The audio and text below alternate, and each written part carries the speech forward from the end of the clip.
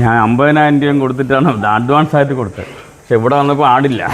രാവിലെ 3 മണിക്കൂർ കൊണ്ട് അവരെല്ലാം കൊണ്ടുപോയി. പെരുന്നാളിന് വന്ന ഒരു ലോഡ് ആട് 4 മണിക്കൂർ കൊണ്ട് തീരുന്ന അവസ്ഥയാണ് കാണുന്നത്. 4 മണിക്കൂർ.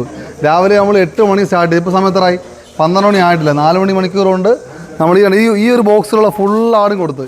ഇനിയിൽ തുച്ഛമായിട്ടുള്ളൊരു 10, 50, 40 ആടേ ഉള്ളൂ. 300 ആട് വന്നതാണ്. അപ്പോൾ നമ്മൾ മാന്യമായിട്ട് റേറ്റ് കൊടുത്തുകൊണ്ട് മാത്രമാണ് നമ്മുടെ ഈ ഒരു ഉൾഗ്രാമത്തിൽ വന്ന ആൾക്കാർ ആട് വാങ്ങിക്കുക. അല്ലാണ്ടൊന്നും ആര് വാങ്ങാനാണ്?